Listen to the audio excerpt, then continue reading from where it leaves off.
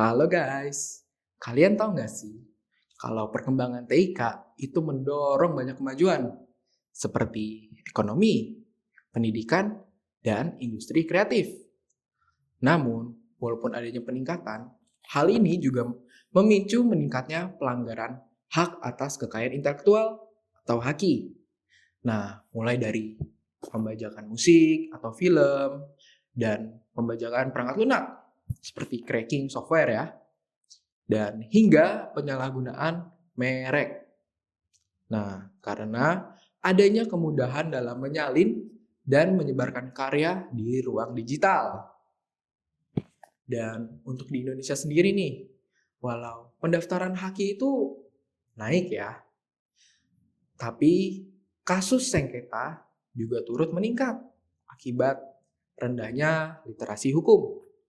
Juga faktor sosial ekonomi, akses internet yang memudahkan konsumen untuk mendapatkan konten bajakan. Juga adanya penegak hukum yang belum terlalu konsisten.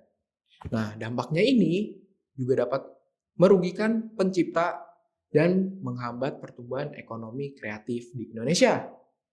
Dan pemerintah sendiri sebenarnya juga sudah memperbaharui regulasi-regulasinya. Dan itu ada di Undang-Undang Hak Cipta dan Undang-Undang Merek dan Indikasi Geografis, serta Undang-Undang Paten ya.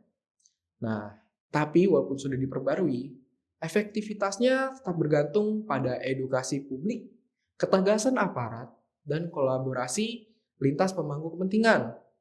Dan menurut analisis, diperlukan untuk memetakan pola pelanggaran, akar penyebab, dan solusi yang lebih tepat guna untuk memperkuat perlindungan HAKI di Indonesia. Nah, daripada teman-teman bingung nih ya, saya kebanyakan yaping, mending kita langsung aja ke contoh bagaimana pelanggaran HAKI itu terjadi. Yuk.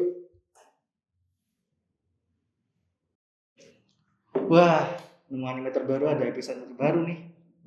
Bisa gue budget nih buat ngasilin uang. Lumayan nih. Oke, bisa kali.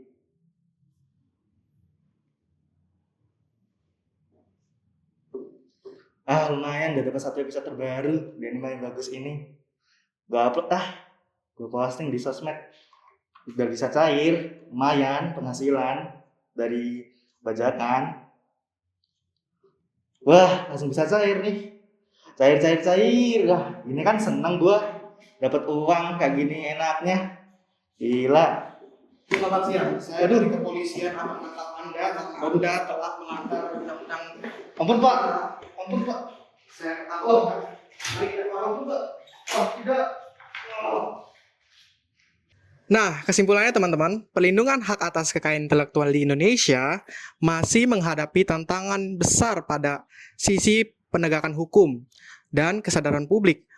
Walau Indonesia landasan hukumnya sudah kuat pada UU 28 tahun 2014 tentang hak cipta, terus UU 20 tahun 2016 tentang merek dan indikasi geografis, dan UU 13 tahun 2016 tentang paten, praktik pelanggaran seperti pembajakan karya, pemalsuan merek, dan pelanggaran paten tetap marak di berbagai sektor. Ini menandakan implementasi dan pengawasan regulasi belum sepenuhnya efektif melindungi pemilik hak.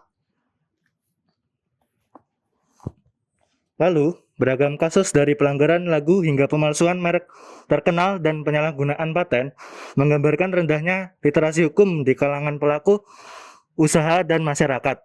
Nilai ekonomi serta moral dari karya intelektual kerap diremehkan, sehingga pelanggaran dianggap wajar.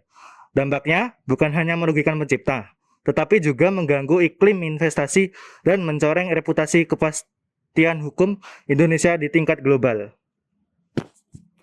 Nah, teman-teman, menurut kami, solusi yang terbaiknya adalah menuntut kombinasi penegak yang tegas dan edukasi berkelanjutan baik di masyarakat, serta juga memperkuat koordinasi antar lembaga, mempercepat proses peradilan, dan menjatuhkan saksi yang konsisten, disertai dengan sosialisasi intensif agar penghormatan terhadap karya menjadi budaya hukum, teman-teman. Dan kolaborasi pemerintah, industri, platform digital, akademisi, dan masyarakat luas akan mendorong perlindungan haki yang nyata. Dan sekaligus juga memperkuat ekosistem inovasi, kreatif, dan daya saing nasional di era global. Begitu, teman-teman. Lanjut ya. Iya, Pak. Berapa tadi? 10 aja jalan. 10 juta, Pak. Yaudah gitu ya, teman-teman. Bisa, Pak.